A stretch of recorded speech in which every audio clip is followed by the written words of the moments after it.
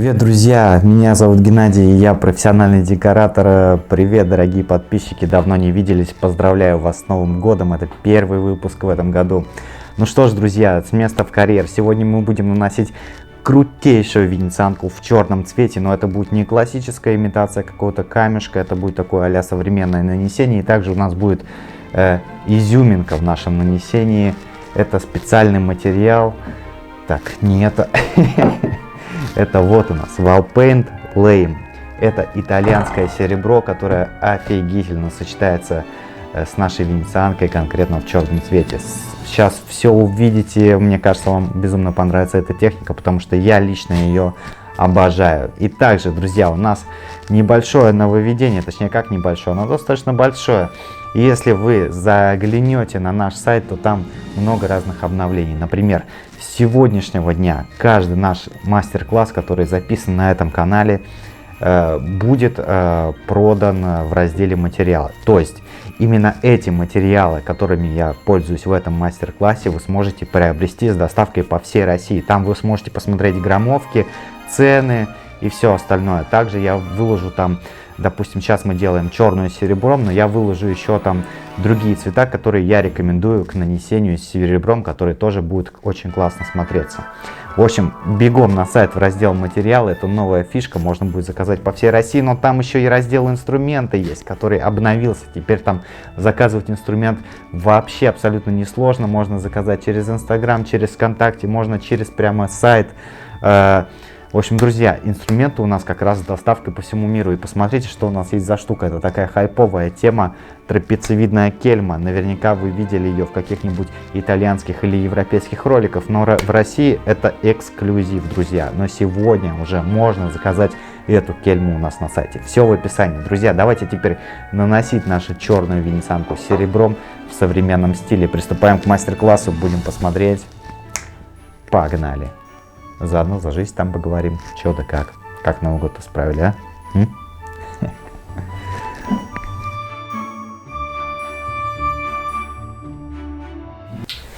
Итак, друзья, вот наше полотно, на которое мы сейчас будем наносить наш образец венецианочки. Все часто спрашивают: Ген, да на что ж ты наносишь-то? Я говорю, что я уже загрунтовал это в черный цвет, а это просто мебельный щит. Но в основном мебельный щит я использую только для роликов, чтобы он был большой, массивный и твердо стоял на... как это называется-то, блин?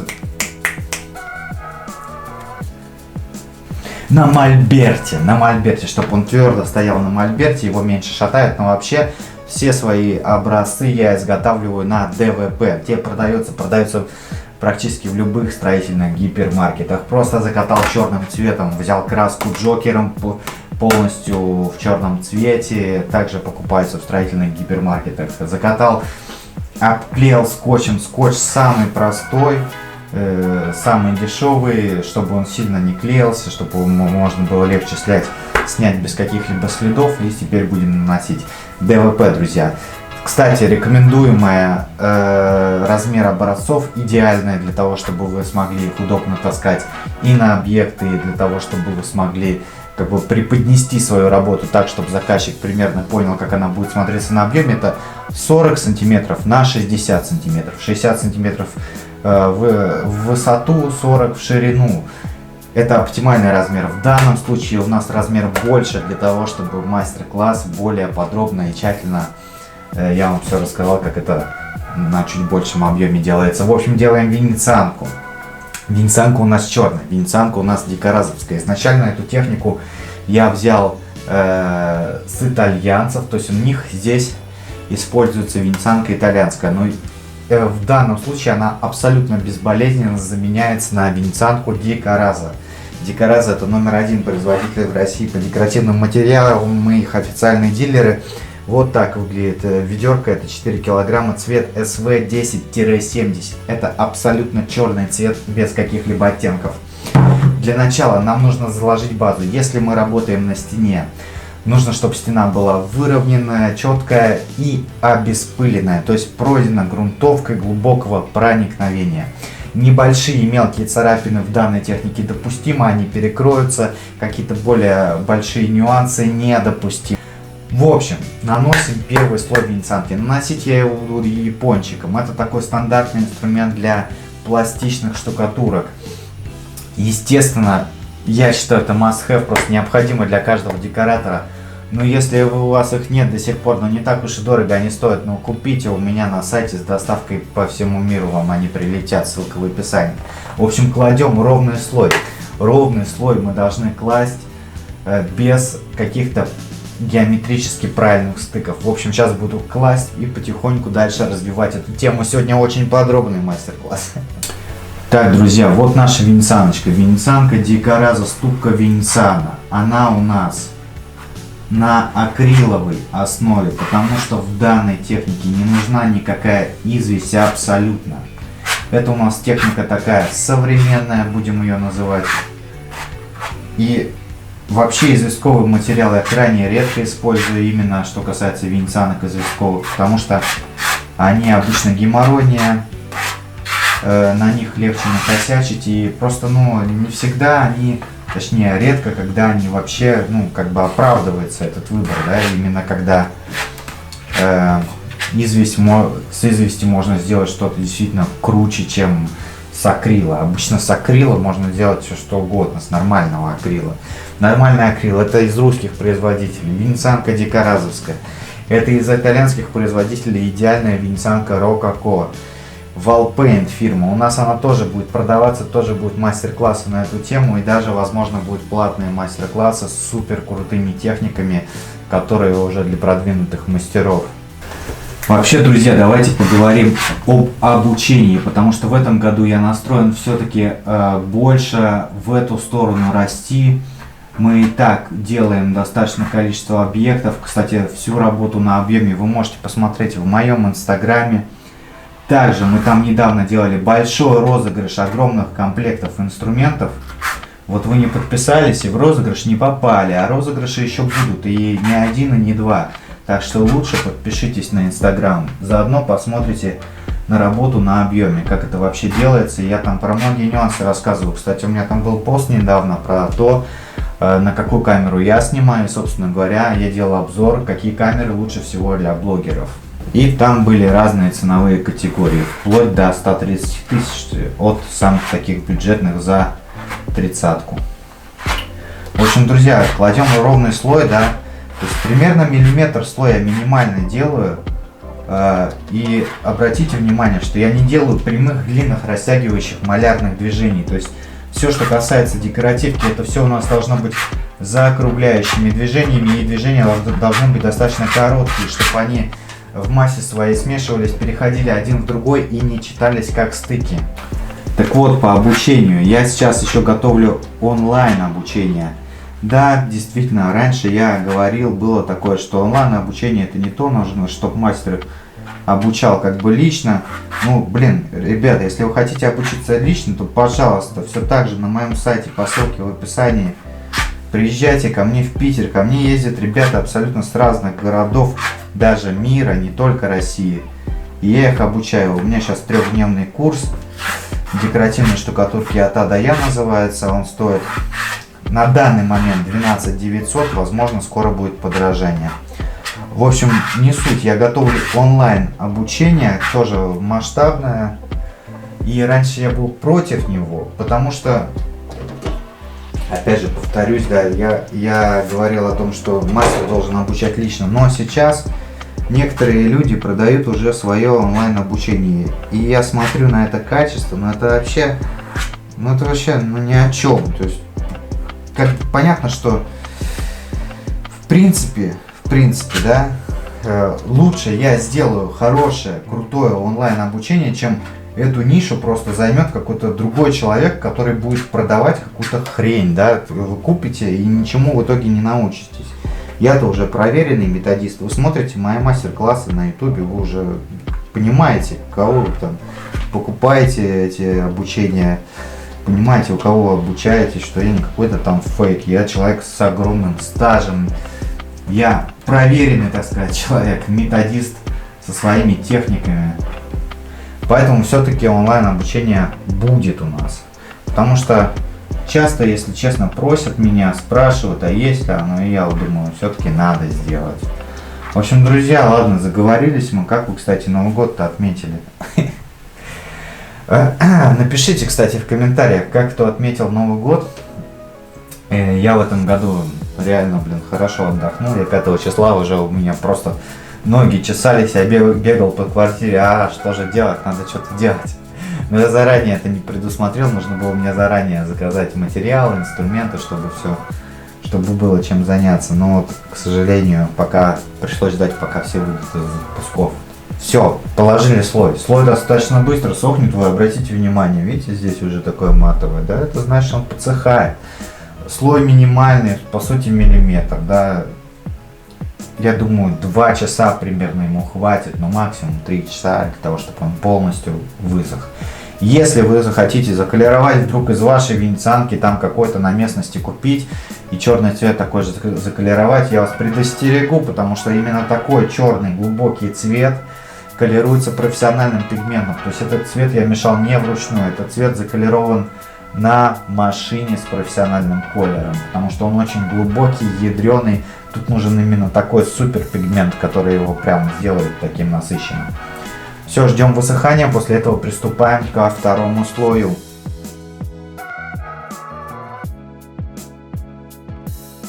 Итак, друзья, наша венецианочка высохла полностью, прошло примерно 2,5 часа.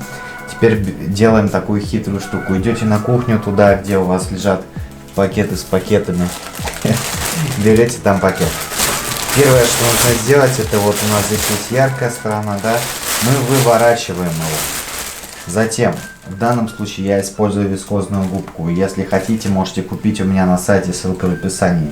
Если нет у вас такой вискозной губки, ну используйте, не знаю, допустим, губку для там мытья автомобиля, там что-нибудь такое, что-нибудь похожее, такое же, чтобы она была достаточно большая по объему. Ее нужно смочить, отжать, чтобы не сухарем работать. Затем внутрь пакета ее ставим сюда, примерно на центр. Очень важно, чтобы в этом месте не было шва пакетного. И вот таким образом мы делаем такой инструмент. Называем, будем мы его тампушка. Вот так мы его оборачиваем. Главное, чтобы все сильно не загибало, чтобы он здесь был прямой, но при этом без морщин. То есть поверхность должна быть ровной. Здесь закручиваем, и в этом месте можно обмотать скотчем.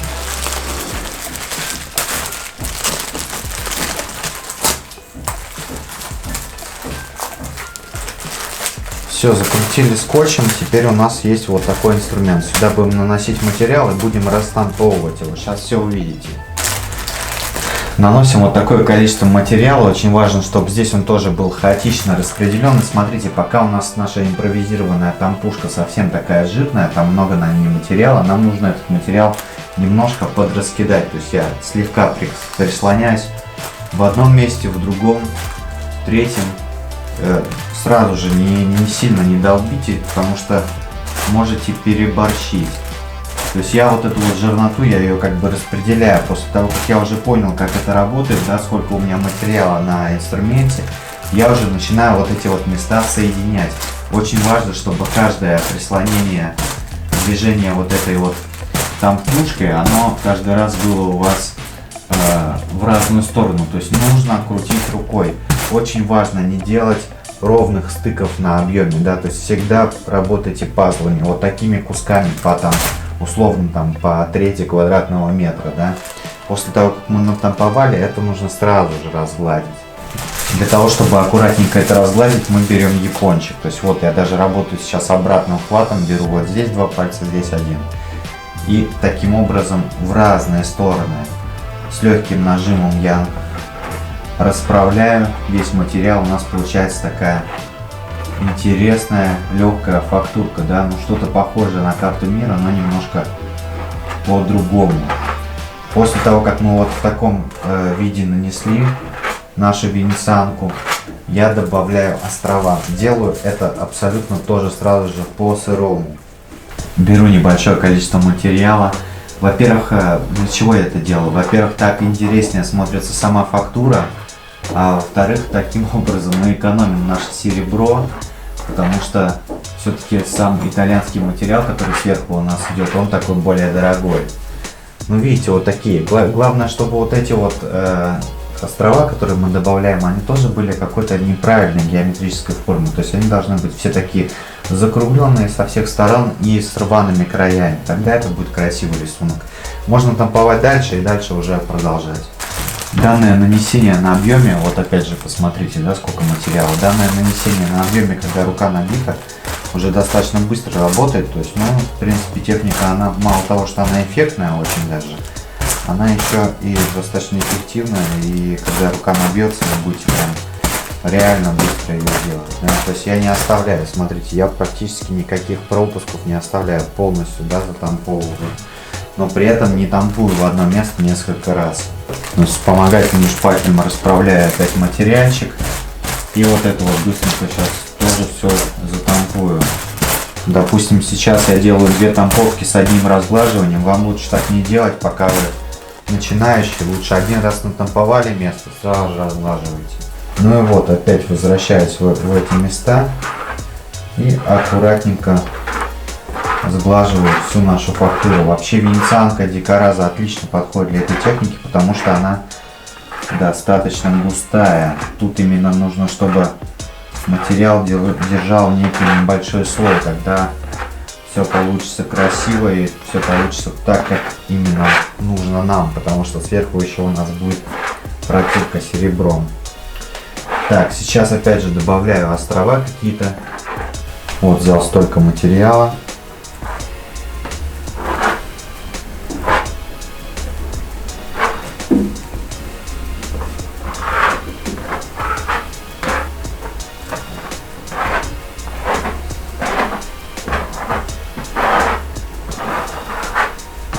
Растягиваю как в одну сторону, так и в другую. То есть важно работать, крутить рукой. И важно, чтобы эти все острова были такие разнонаправленные. Тогда наиболее интересно будет эта техника смотреться.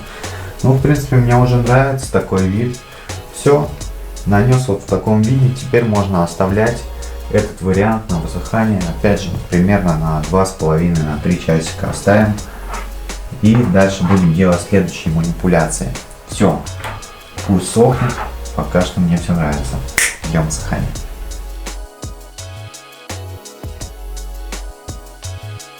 Итак, друзья, опять 2,5 часа прошло.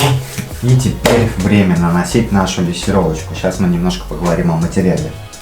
Почему я использую? Вообще, конечно, мы еще являемся дилерами Wallpaint марки, но мы торгуем не всеми материалами этой марки, потому что сами по себе итальянские материалы, они очень дорогие, и мы используем только те итальянские материалы, которые реально не имеют аналогов у российских производителей высокого качества. В данном случае Wallpaint, вот материал Lame, он не имеет аналогов у российских производителей, потому что столько я перепробовал всего, но так прикольно ничего не серебрит. То есть на самом деле у этой линейки есть еще и золото тоже офигительное. И реально ничего не смог подобрать такого, чтобы так же классно смотрелось. Это называется Lame материал Color 253, потому что там есть еще разновидности разные серебра. Но вот данный колер серебра, он такой самый классный, самый оптимальный и прекрасно сочетается именно с черным цветом. То есть я сейчас открою банку, покажу вам, как это выглядит. Ой, валпейнтовские банки, конечно, прям очень тугие. Смотрите, оно выглядит вот так, как прозрачная такая штука, паста, легкая, достаточно жиденькая, да? Но оно проявляется как раз после высыхания. То есть за счет этого как раз удобно с ним работать, потому что четко видно, где положено, где не положено, а уже в конце на высыхании оно дает весь финишный эффект. В общем, беру вот такое количество материала. Смотрите, тут можно использовать его по-разному. Так как это у нас супер черный цвет, мы можем эту поверхность еще приполировать. Если бы у нас был цвет какой-то совсем светлый, то тогда приполировать поверхность не стоит, иначе при сильном нажатии чуть-чуть начнет материал темнеть, чернить, да, то есть это, наверное, будет лишнее, да, то есть если работаем со светлым цветом, сильно нажимать не стоит. Тем не менее, та же техника реализуется и на светлых цветах. Но на темном цвете можно его еще плюс ко всему дополнительно хорошо заполировать. И он тогда будет помимо серебряного блеска давать еще глянец венецианский. И это вкупе смотрится еще вдвойне круче. Поэтому как раз я использую этот цвет в тандеме. Так, ну сейчас наносим протирочкой. Да, кстати, где у нас был чересчур толстый слой, там венецианка могла дать пузырьки. Вот здесь я вижу неаккуратные такие пузырьки. Мне не нравится, как они выглядят. Я сейчас их слегка подшкурю мелкой наждачкой. Вообще такое происходит от того, что венецианка предназначена сама по себе для достаточно тонкого слоя. И вот здесь, где слой у нас был потолще, она слегка запузырилась. Но в этом ничего страшного нет, потому что можно всегда вот так пройтись. Слегка, вот сейчас, например, я прохожусь просто наждачной губкой и смотрю, где у меня выраженные пузырьки есть, там я их просто подснимаю. Вот, все, теперь можно наносить серебришко. Наносим япончиком, наносим на сдир, то есть вот сначала, тут, конечно, очень важно, чтобы в разные стороны вы его наносили. Таким образом у вас точно все низины забьются материалом, потому что именно в этом и прикол. Главное не пропустить нигде, не сделать пропусков, иначе будет матовое пятнышко. Ну, в принципе, всегда можно добавить, с этим материалом нет проблем, да, то есть и можно всегда зареставрировать, с этим все окей. Видите, тоже я положил такой рваный участок. Мы всегда работаем рваными участками, особенно с такими протирками серебряными. И сразу же можно уже это место, которое я положил, уже с большим нажимом отполировать. Мы еще вернемся к полировке и сделаем ее еще более тщательно. Полировать даже можно кельмой. Ну и все, берем еще материал и продолжаем в том же духе.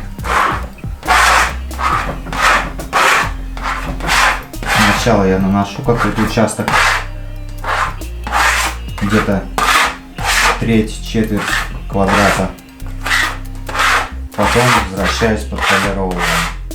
Ну и опять же слежу за тем, чтобы у меня не было каких-то характерных стыков, именно геометрически правильно. Все должно быть закругленное. В этом фишка. Данного материала литр хватает примерно на 15 квадратов. Плюс-минус, это зависит от той фактуры, которая будет у вас заложена. То есть, в принципе, имейте в виду, да, то, что у вас, если более низенькую фактуру делать и больше добавлять островов, то, соответственно, расход по серебру у вас может достигать до 18 метров и даже до 20, если совсем какая-то низенькая фактура. То есть вы тем самым сэкономите, да, потому что само оно нифига не дешевая. Венецианка дикоразовская, она достаточно бюджетная по сравнению с волпенковским итальянским материалом. Ну вот, в принципе, вот такая работа. Все заполняем, стараюсь крутить рукой, снимать во все стороны максимально. Ну, пока что оно такое все белесое, но белесость это уйдет, и оно проявится серебром, красивым серебром, офигительным, уже после полного высыхания. Можно пройтись по каким-то пустоватым местам, где вы видите, что маловато там серебра. Вот если у вас будут появляться вот такие небольшие, так сказать, радиаторы, да, ничего страшного в этом нет, не бойтесь этого, потому что они пока на белом, пока материал белый, они как бы видны, а когда материал полностью растворяется, оно все сливается и нормально уже выглядит. Ну все, везде на месте, теперь можно посерьезнее это все дело отполировать. Пока оно такое полусырое, то есть полного высыхания ждать не нужно тоже.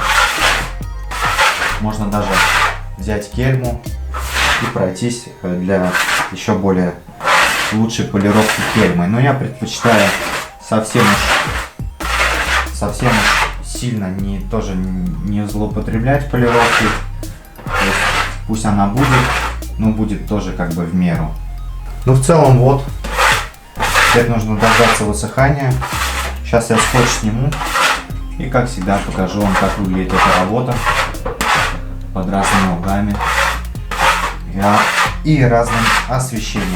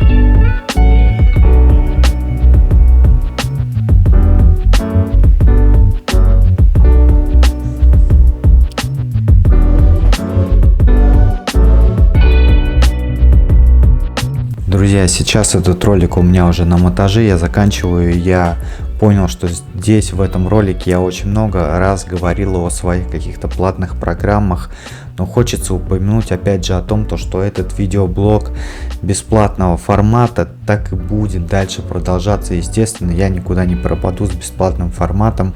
Все так же я буду пилить для вас контент. Ну и, конечно, хотелось бы поздравить вас с Новым годом, с 2020. Хотел бы пожелать каждому из своих зрителей от всего сердца, чтобы вы нашли свое призвание. И тогда вы сможете зарабатывать деньги и получать удовольствие одновременно. Желаю вам творческих успехов, хорошего настроения. Все, пока. Пока.